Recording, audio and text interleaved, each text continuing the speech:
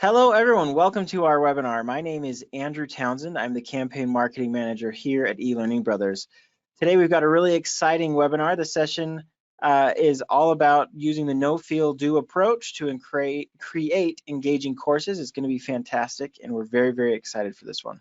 This session will be recorded. We will email a copy of it out to everybody who has registered, so you'll be looking for that in your email inbox later today. And you can share that out with whoever you'd like. We'll also likely be posting this on our blog, so do visit elearningbrothers.com, and you can find under resources our blog there. If you have questions during the webinar, we'll be ready to answer your questions in the questions panel or during the webinar as we can. So feel free to use that questions panel. It looks like a couple of you have already found that there, so thanks for joining us, and from all over the world. So thanks for joining us and using that questions panel. If you have not already, you can also check out our community at rockstars.elearningbrothers.com. We'll post a link to that in the chat. That's a great place where we're sharing all kinds of good tips, tricks, e-learning resources. We do focus on our tools like Lectora, Scenario VR, the Rockstar Learning Platform, the Asset Library, all of those, but we also have sections of that community based focused around Articulate Storyline and Adobe Captivate and iSpring and PowerPoint and all of these other tools. So there's a great community to go and talk and discuss different e-learning things with one another. So do check that out. Like I said, we'll post that in the chat. All right, so we have a fantastic guest with us today. We've got Callista Dawson, the Senior Instructional Media Designer at Los Angeles Pacific University. Thank you for joining us, Callista. And without further ado, I'm going to go ahead and pass the screen and the time over to you. Great, right. I see your screen. Perfect. All right, well, hello, everybody. It's really good to be speaking with you today. I've been looking forward to this for a while now, so it's finally here, and I'm glad that you are here as well. I imagine that when you registered for this webinar, it was because the title intrigued you in some way. And that's awesome because this topic has become a passion of mine. So now that we are all here together, my hope is that you're ready to collaborate with me because I want this to be an interactive session. We'll be using the raise your hand button, the poll feature, and the questions box throughout our chat today. As much as I plan to share with you, I'll be asking you to engage with me as well. So what's in it for you? Today is going to be all about generating ideas and translating those ideas into engagement in the online classroom. I'm really big on brainstorming and ideating, and I love spending time just dreaming about what could be. But I know not everybody feels the same way. So today, regardless of where you're at right now, my hope is that you'll walk away from this session feeling energized and capable of coming up with your own amazing ideas. I'd like to get an idea of where we're starting with this group and where you're at on the spectrum of excitement versus being terrified. So the poll will ask you if you're excited and energized, maybe you're totally terrified and avoid it at all costs, or maybe you're somewhere in the middle and you struggle to get the ball rolling creatively, but you like to grow the ideas of your teammates. Go ahead and answer the poll and let me know where you're at. Yep, so that poll's right up on the screen. You can click directly on it. So let us know, is it exciting and energizing? Do you love growing the ideas of your teammates? Struggle to get your creative juices flowing? Or maybe it's just terrifying? I'll give you guys a couple seconds to voice your opinion here. I'll tell you now, we don't have a terrified audience. We have an audience that likes generating ideas. So I'll give you guys about 3 more seconds. Now's your chance. 3, 2, 1. All right, so here's those results. 0% of our audience here said it was terrifying. 56% said it's exciting and energizing. 25 love to grow the ideas of their teammates, and 20 or struggle to get their creative juices flowing, but they're not terrified of it. So it's very cool. There's also a comment here that says it really just depends on the day. So I get that. I get that. Fair enough. All right, can you see my screen? Yep. Okay. Well, I'm glad to see nobody's terrified. That's very encouraging. So we're all starting off in at least we're open to being creative with our ideas and generating them.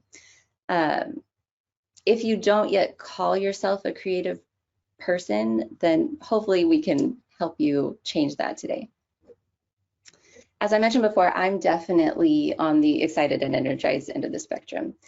At Los Angeles Pacific University, I'm on a super talented team of people, and we're all experts at designing learning experiences.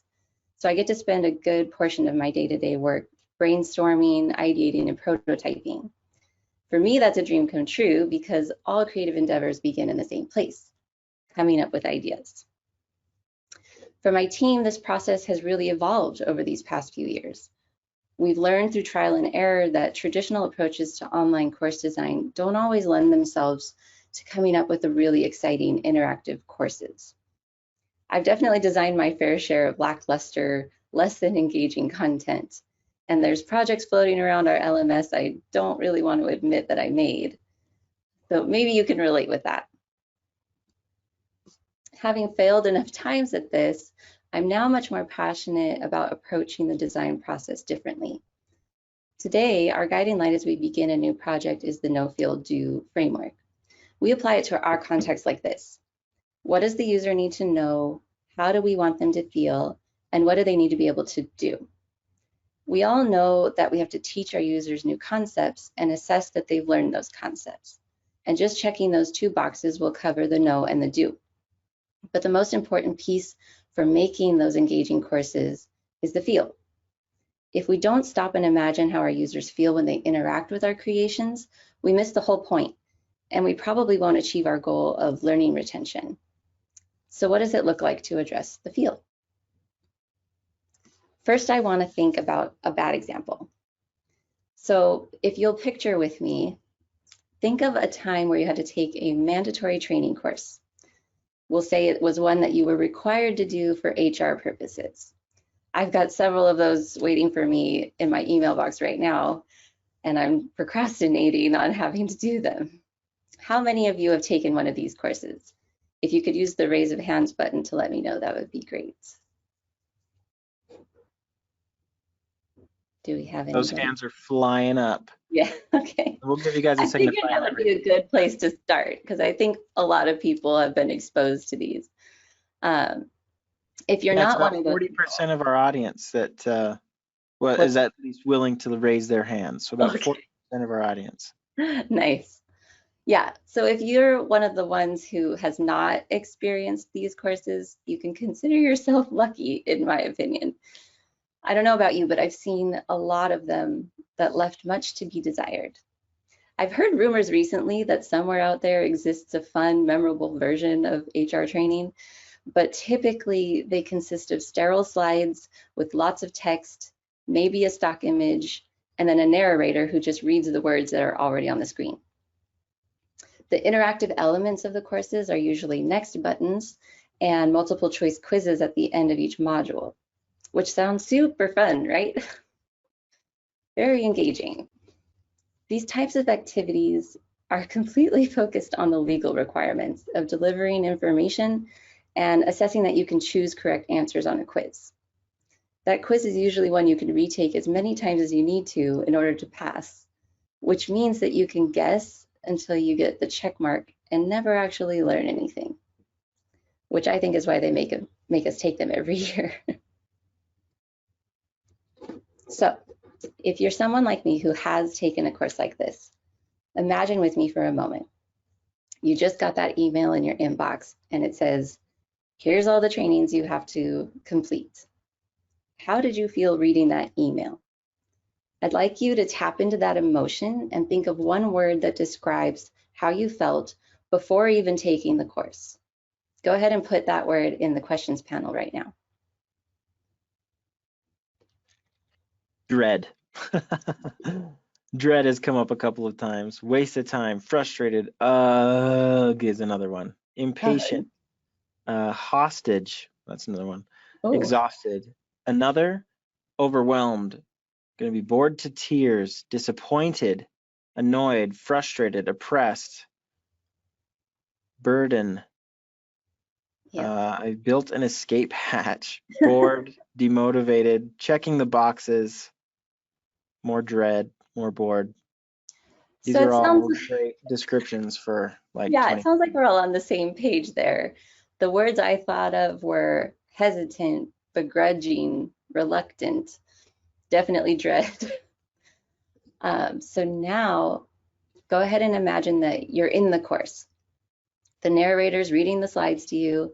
You're clicking next, next, next. It keeps asking you if you're still listening, or it's paused because you've navigated away. How do you feel during the course? Give me some more feel words to describe that feeling.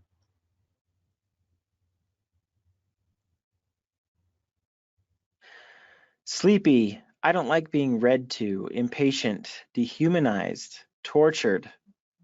Um, Out of my body. Disassociated. So when I send a bunch of Z's. Click next. Unimportant. Is it over yet? Uninterested. Bored. Impatient. Annoyed. Frustrated. Annihilated. Oh man. Captive. Hostage. Inconvenienced. Mm. Disengaged. This is a great time to get other work done. Yes, Lifetime TV, says one Oh, person. Not learning, anything but learning. yeah. Wondering, can I test out? I'm going to shop online, just to name a few. So yeah, I definitely thought a lot of those things as well. Bored was a big one for me. Disengaged, I heard that one. Obligated. And then the big one for me was split focused because I definitely try to figure out ways to be in other tabs while it's going. Okay, now that you've finished the course, anywhere from 1 to 3 hours have probably gone by. Hopefully no more than that, because those are hours you're never getting back. How do you feel after taking the course? Share those words with me.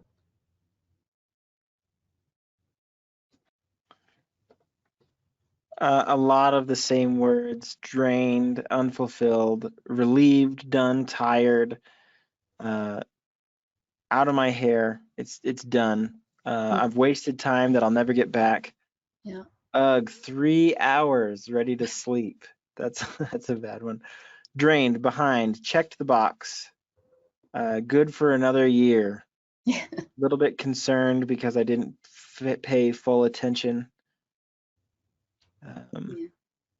Yeah, In those are compliance, great. anyway. A lot of this is for compliance, unproductive, Yeah. things like that. Yeah, my feelings walking away from those trainings is usually that I'm unimpressed and disappointed because it wasn't engaging, it wasn't fun to look at.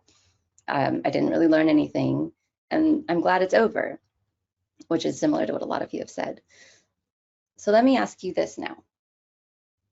What if the designer of that training had consciously decided to focus on how you would feel before, during, and after you engaged in the learning? Instead of allowing you to feel bored, annoyed, inconvenienced, what if they actually tried to build something that piqued your interest, excited you, or even made you want to play it again?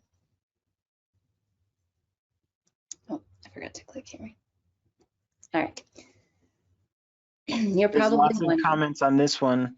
okay, Feeling more inclusive and engaged. Sigh of yeah, relief. Is this possible? Some people are saying this is not possible. I'm going to try this is not not to possible. punish my audience. Motivated, energized, respected, validated. Big old smiley face. Stuff like Nice. that. Very good. Well, I do think it is possible, but we'll get to that. So yeah, you're probably wondering how to do this. I think it's really easy to get started, and it starts before you design anything. You just stop and ask yourself, if I could control how my user feels, how would I want them to feel? I'm a visual person, so my favorite way to capture these thoughts is through mind mapping. There's a lot of free tools out there that you can use. And if you're only working on the project alone, you can just use pen and paper. That's all you really need. But if it is collaborative, my favorite software to use right now is Miro, mainly because you can collaborate in real time. It looks good, it's easy to use, and it comes with lots of stock templates to get you started quickly and easily. So I want to try that with you guys today. And this is where the fun part really begins. So I'm going to load up a fresh mind map, and together we're going to get to fill it in together and get an idea of what this process feels like. So let me get that up here. Okay, so this is what a mind map looks like in Miro. Right now it's very empty, so hopefully you'll help me to fill it in.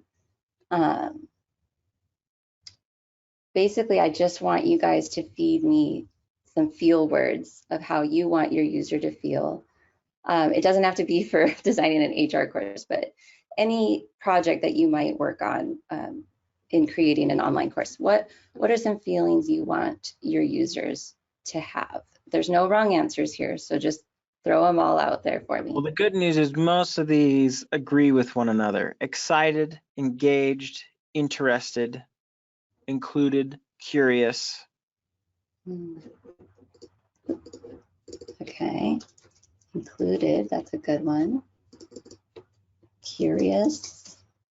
Okay, what were some other ones? Happy, fun, interactive. I like this one that says emotional. That could be valuable. That their time is being well spent. Time well spent, that's a big one. Empowered, I like that one. What Yes. if all of our learners felt empowered? Right. Yeah, that's one of my favorite words to include.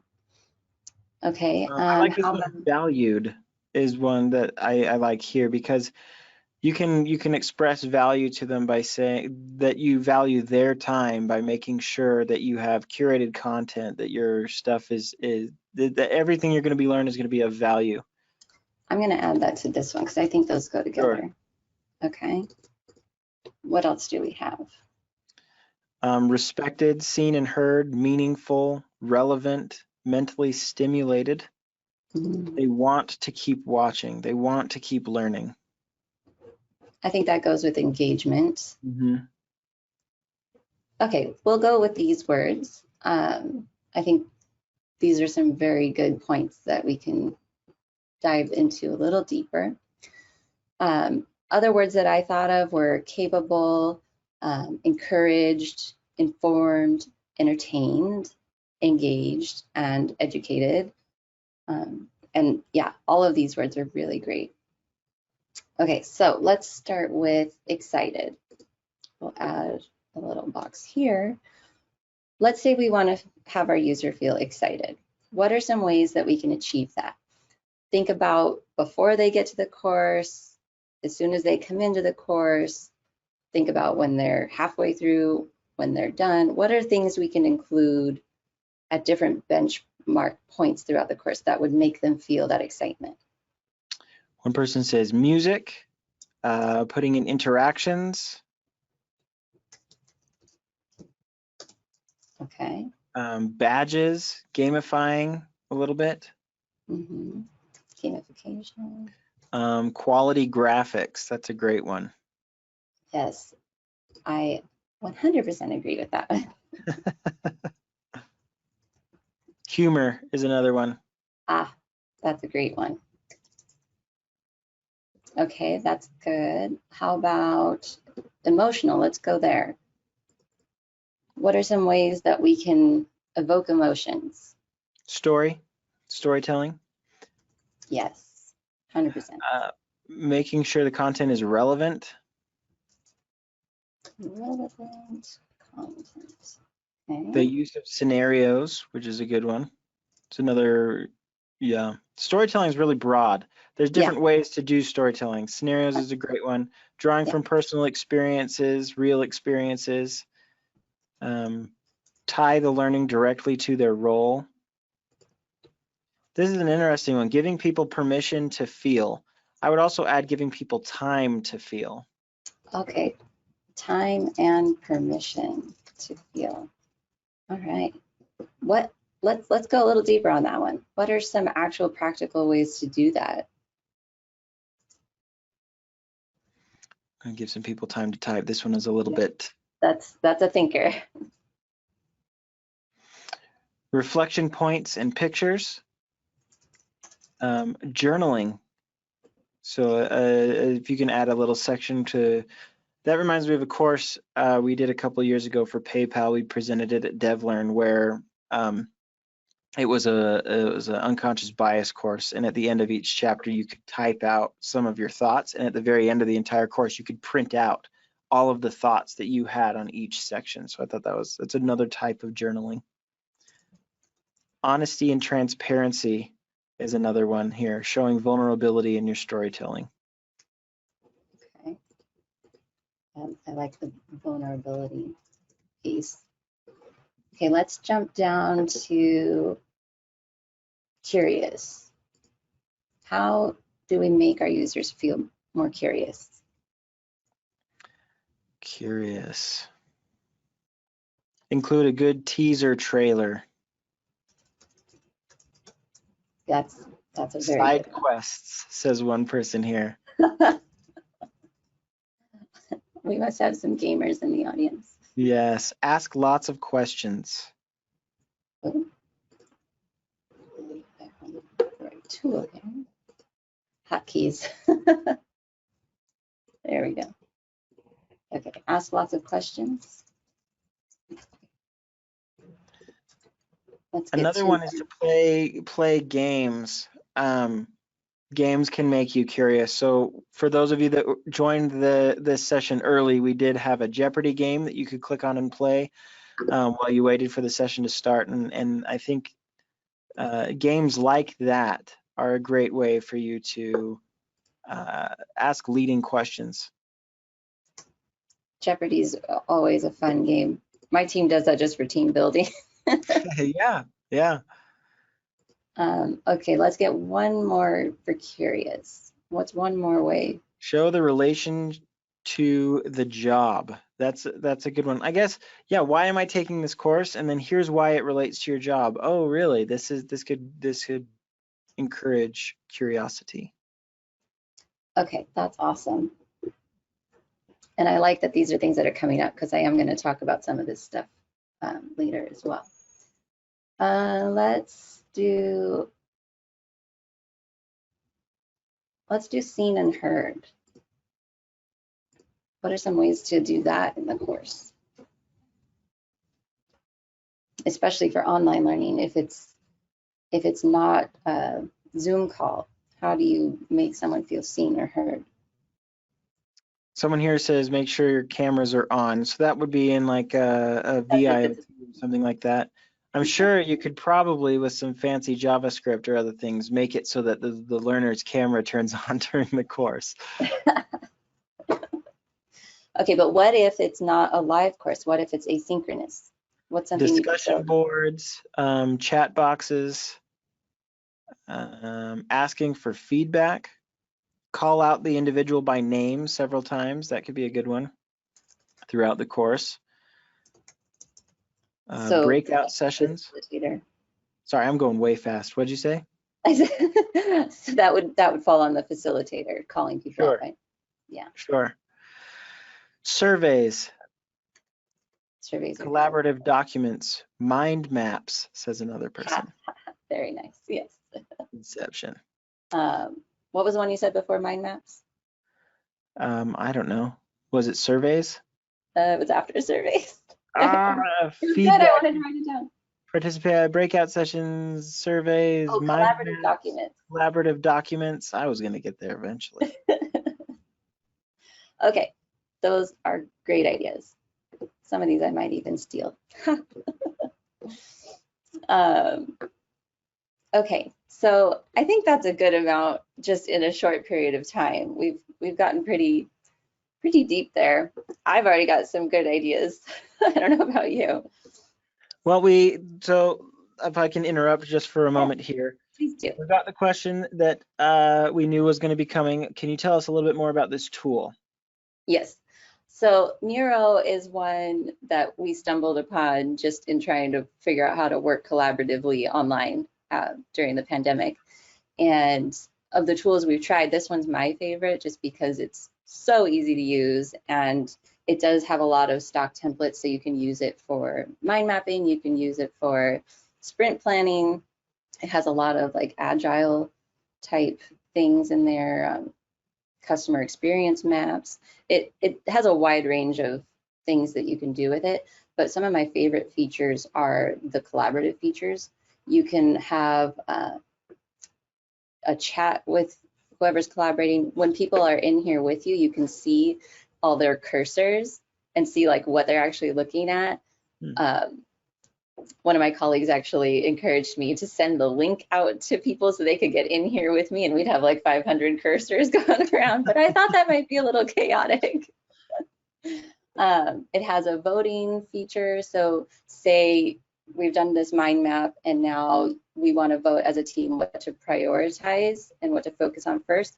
I would just turn on voting and you could go in and say, I want to do excited through badges and gamification. That's my vote. And then when the voting period ends, you see where you've landed, and that can give you some direction on how to prioritize your ideas.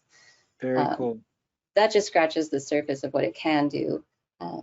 We were able to secure a team account on this software with our education. It's a free education tool. So if you're in an educational organization, it's free. If you're not in an educational organization, it has a cost that you probably don't know because you got it for free. Exactly. Go check it out, Miro.com, I guess. See if you like it. I highly recommend it. Awesome. All right, we won't stick around on that anymore. Okay, let me get back into my slideshow. Can you see my screen? Yep, looks great. Okay. All right, well, hopefully you can see how helpful this part of the process is and how vital it can be to work through these thoughts before you even start designing anything. Using this practice has led my team to begin adding simple elements into the courses that are solely employed to address the feel. So just on a course level, we decided very early on we wanted our students to feel empowered. From the first moment they enter the course, they see this banner here. And what it does is it presents them with an encouraging, empowering quote. And every time they refresh the page or navigate away and come back, this banner actually changes. It's got several different quotes and pieces of encouragement. That way they're getting something new every time they come back to the page. We also decided that we wanted them to feel excited about the skills that they were going to be gaining, which I heard that come up in our mind map today. So we added this what's in it for you section that you see at the top here. It's a collapsible section, and inside of it contains all the skills that they're going to gain from taking the course. And it's written in a conversational, not academic way that's directed at the user. Every task that they're asked to complete throughout the course ties back to this, which means that the student's never going to wonder why they're being asked to do something. They'll know the why behind every assignment, every discussion, and activity. And we also firmly believe that learning is beautiful, and the environment we create for the learning should be just as beautiful. That's been a major driving factor in all of our aesthetic choices. Another fun thing we've started doing is creating chatbots. And we do this because we want our students to feel equipped.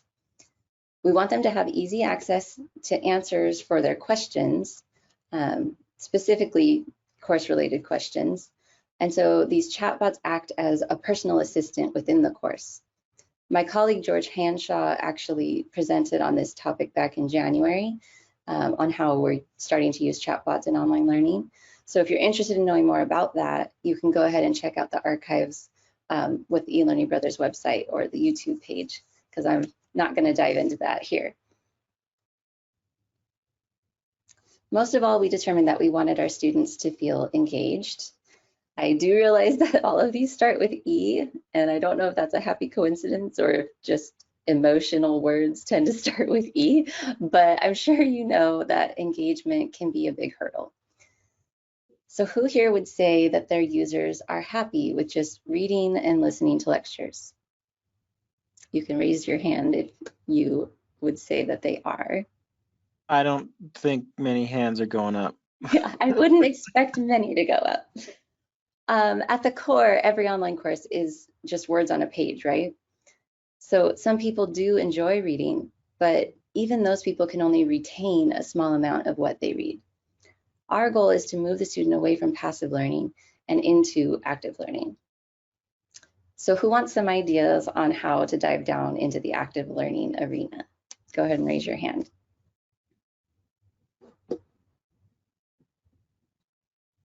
All right, this time hands are going up. Okay, good.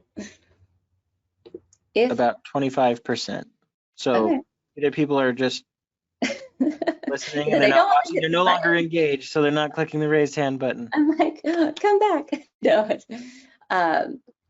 So yeah, if there's an article or a lecture that just has to be put into the course, we do our best to pair it with an audio-visual element or an interactive widget or activity. So I'll show you some examples. This is a widget that we created using software called Nobly. It's very easy to use.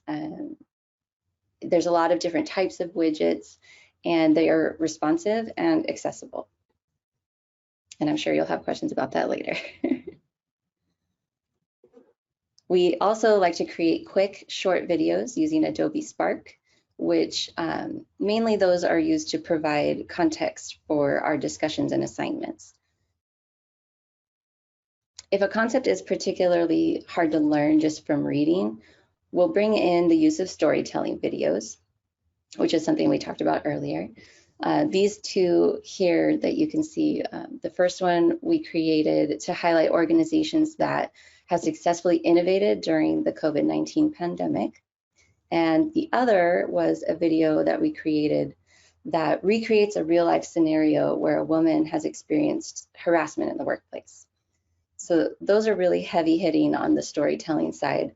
And we use music and really good voice acting and high quality stock videos to create those. We also use explanations. If you've never heard that term, it's basically just an animation that explains a narrow topic. Some people just call them explainer videos. The two here are short animations. The first one explains how to write an executive summary, and the other is a quick animated demo on how to conduct a DNA lab. We create these using After Effects, Beyond, and sometimes other video animation software. We also like to use Adobe Captivate. And one of the ways I like to use that is to just create a more engaging version of an activity that we already know and love. So this first one is a meter activity, which is basically just a multiple select quiz, but it's a nice alternative. This one was aimed at identifying the qualities of an ethical workplace. So as they choose the correct buttons, the meter fills until they've created an ethical workplace. This game is basically a multiple choice activity, but it's very visual and it focuses on teaching the user proper video conferencing etiquette. And in this game, when they select the correct answer, the characters on the screen will react positively to them. And if they select the wrong answer, they get negative reactions. This one here is a true and false game. It's teaching the concepts related to business disruptors. So we liked the metaphor of building the ship while you're sailing it. So we ran with that. And every time they answer a true or false question correctly, the boat gets better and is more able to weather the storm. If they don't answer correctly, the boat sinks at the end and they have to start over. So these types of games are created to break up the monotony of reading and bring in that element of fun, because students who are having fun are engaged and actively learning. If the concept being presented is especially integral to the course, we want to dive down even deeper into the active learning strategies and create activities that allow students to think critically and practice using the new skills that we're presenting to them. When the opportunity arises, we like to create totally custom interactive games using Captivate. The first one I want to share with you is called the Curator's Assistant.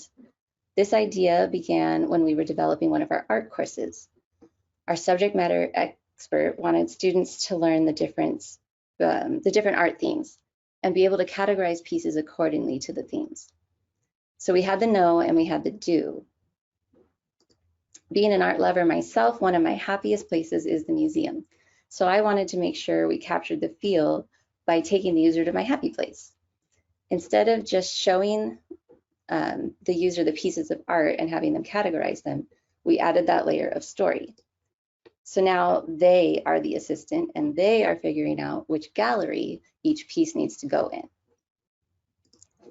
In order to make them feel capable and empowered to complete this task, we built in a clear tutorial on how to play and made the tutorial accessible from every page. We've built in immediate correct and incorrect feedback, which is conveyed through icons, colors, and sound for accessibility. They can navigate easily from painting to painting, and they can access the galleries through several pathways, allowing them to explore in a nonlinear organic way, which is similar to how they would in an actual museum. They're able to take notes directly in the game and keep track of their thoughts about each piece.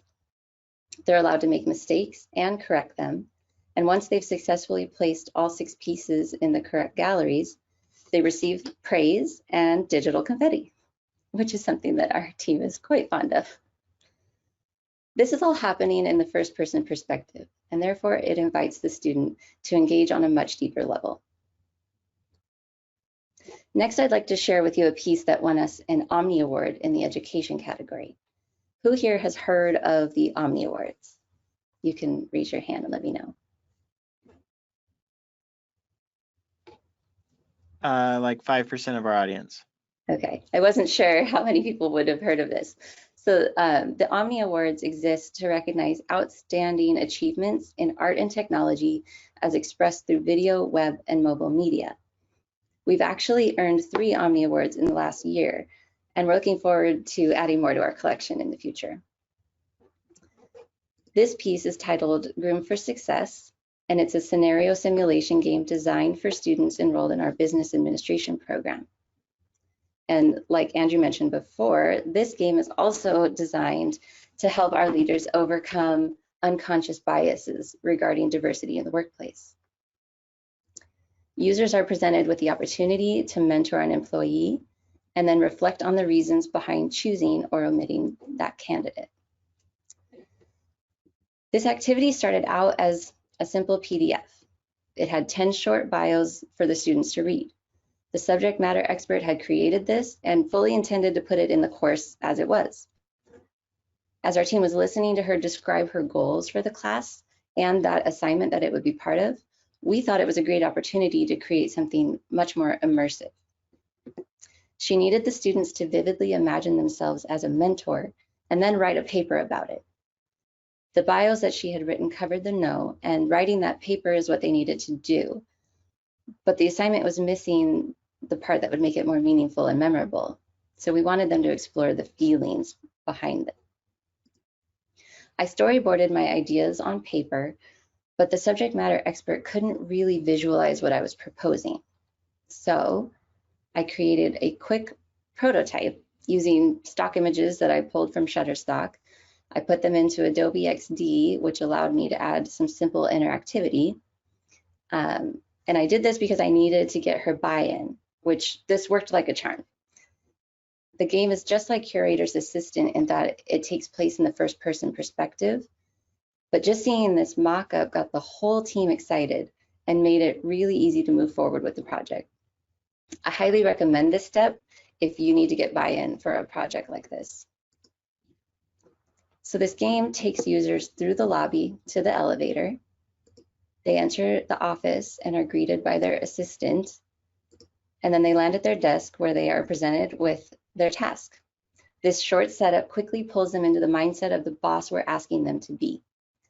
These scenes also have soundscapes that add another level of immersion, including lobby music, elevator sounds, ringing telephones. And by doing this for our user, we're making it easier for them to dive all the way in and fully experience the thought experiment that's set before them. They can then explore the characters in the game and come face to face with any biases that they may or may not have been aware of. This leaves them fully prepared to write a well thought out paper. Not only does this activity evoke emotion, but it requires critical thinking. And it serves another purpose. It's modeling creativity. By presenting this assignment in a creative way with the intent of leaving users feeling empowered, equipped, excited, engaged, that creativity comes through in the work that they then create. As designers, that's really what we should be doing. We got to model creativity in ways that are inspiring and compelling, because this is what makes the learning stick. Let's be honest, what's the point of creating something that no one's going to remember? And what's the easiest way to impress something into someone else's memory? Make them feel it. Maya Angelou once said, at the end of the day, people won't remember what you said or did, but they will remember how you made them feel. So I'd like to invite you all to take a look at what Los Angeles Pacific University has to offer. We're a mobile university, Christian university, specifically built for busy adults. We pride ourselves in being flexible, affordable, and accessible. And we currently have a lot of exciting new programs and courses in development. So now that you've walked through this process with me and you've seen where it can lead, I just have one last question for you. How do you feel?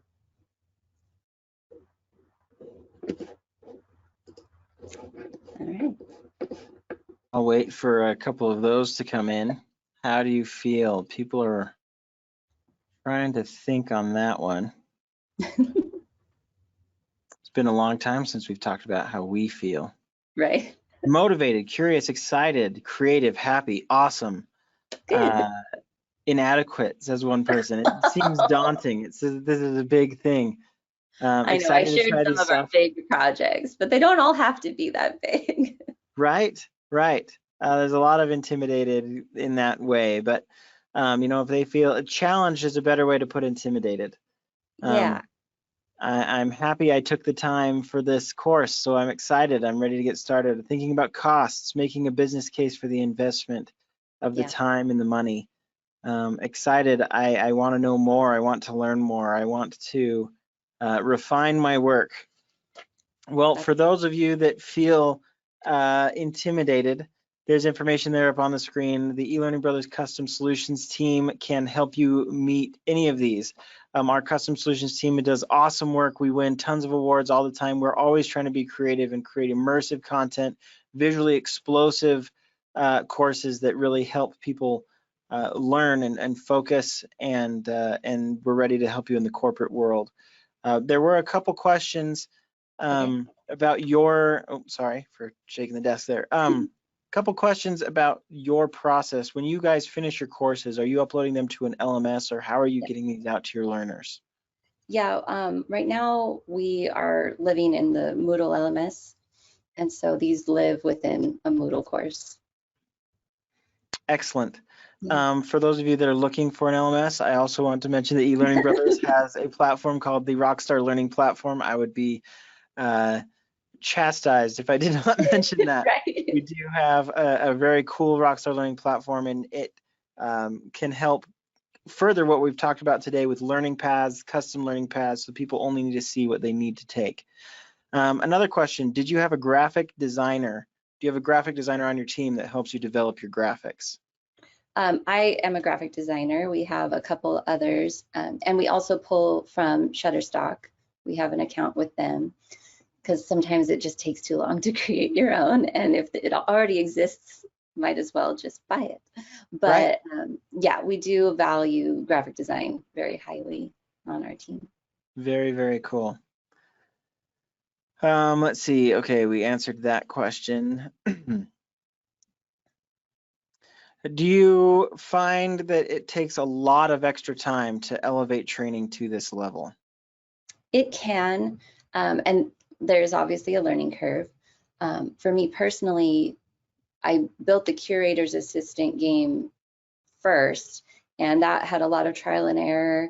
But when it came time to build Groom for Success, I was able to shorten my production schedule a lot because of what I had learned on the previous project. So I think it's worth the time to invest and learn how to do it. If you don't have the time or the skills or the software, then you can always outsource. Sure. The first time's always harder, but you get Yes. better. Yes. One of my favorite quotes from the TV show Adventure Time. I don't know if any of you guys know that one. It's a cartoon that came out on Cartoon Network a while ago. But Jake, the dog, says sucking at something is the first step to being good at something. Yeah. So if you find it hard at first, it gets easier. It gets Well, better. and one of our big things on our team is that it's okay to fail. Like, fail a couple of times and you're going to get better. Absolutely. You can't be That's afraid of failure. excellent. That's great. A question about gamification, and this may or may not, you may or may not have an answer for this, but do you find that gamification is received well by professionals, or do you think that it's received only well with young audiences? So for our university, I am the target demographic according to our data, my age and gender, and I love games. So I just make things that I would love to play with, and I go with that. Yes, that's excellent. I'm also going to echo that. In the corporate space, we here at eLearning Brothers and on our custom team have found a lot of success using games in teaching different corporations. If you go to elearningbrothers.com and you click on our custom solutions section, there's an example from a MetaMythic project we built for cybersecurity, and the entire thing is a game. The entire course is a game, and it won a ton of awards. It was very, very successful. I've taken the course. I was trying to make a video to show it off to one of our other potential clients, and I ended up taking the whole course because it was so fun. And Yeah, now I'm a cybersecurity genius. right. If you wouldn't mind talking a little bit about ADA compliance and Sure. things like that, because some of what you showed wasn't necessarily compliant with the color schemes and other things. Sure. Everything that we build is built with keyboard navigability. Yeah, we build hotkeys into everything. We add alt text and accessibility text, like especially in Captivate, we utilize all of the accessibility features there. The color schemes are all customizable. Some of these screenshots that I pulled might not be the greatest, but we do use color contrast checkers. And if there is something that was created prior to us valuing that accessibility very highly, we make sure we have alternatives for those who need it available. We have transcripts for everything, CC on everything, closed captioning. And yeah, we try to check all the boxes that we can, for sure. Excellent. Yeah, we did a session on. We've done a lot of sessions on accessibility and things like that. In fact, we did one just a week ago, 2 weeks ago. Anyway, the point is that WCAG scale, it needs to be met at different levels, whatever you're looking at. So, for what you're doing, this is great. For those who are worried about visual impaired or things like that, you may need to focus a little bit further down the road. Right. Here's a question. I work in a very busy manufacturing environment. What advice do you have for creating quick learnings that are still engaging? Yeah, I would focus on creating videos or animations that are written specifically to be straightforward, to the point, 3-minute chunks or less, because people tune out after like the 2-minute mark, especially if it's really dry. And then always partner that with some sort of check for understanding. It doesn't have to be a huge time investment for the user for them to walk away with some new knowledge. That's great. That's great. They shouldn't have to. You should be able to make it work in small pieces. Micro learning.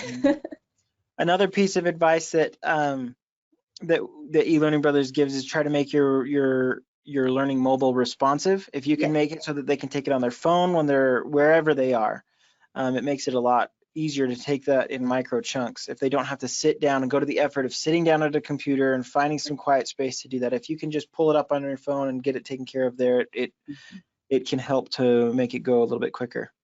And people like playing on their phones, so there's your engaging part. Exactly. Yes. Do you have any tips for getting buy-in from your organization to modernize how your courses look and interact and things like that?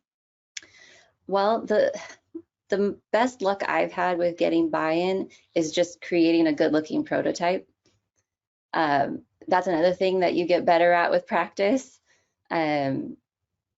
Also, just being on top of what's on trend, but the trends that are more timeless, not the ones that are just here and now, but trends that have persisted over the last decade even, like there are some.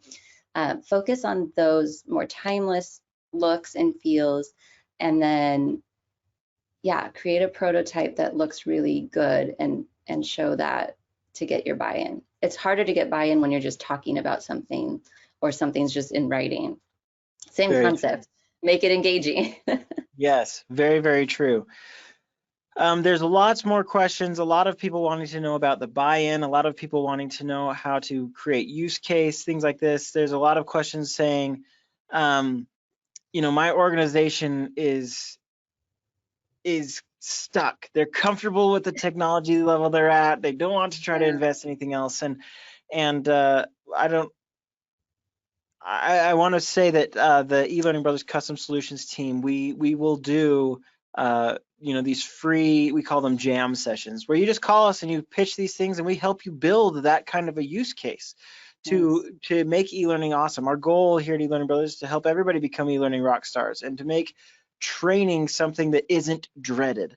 And we will happy to help you. You can just send an email to info@elearningbrothers.com and say, I'm trying to build a use case for this. Please let me know.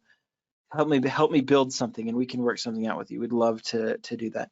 Those are all the questions that we're going to take today. Thank you, Calista. This has been fantastic. Just a reminder, we will send a copy of this session out to everyone, and I want to remind everybody to check out the Rockstar Learning platform that's on our website. You can check that out. That's a really cool new LMS or LXP or whatever you want to call it. It's a Rockstar Learning platform that could definitely help you with this. I also want to make sure everybody remembers to go to the community. You guys can continue this conversation there. Someone can start a conversation saying, we did this awesome webinar, I want to know your thoughts, and people jump in. It's a very cool community there. So again, thank you, Calista. We will hope to have someone from the university come back, because you guys are great and you always have really fun ideas. So this has been really fun. Awesome. And we'll see everybody next time. See ya. Bye.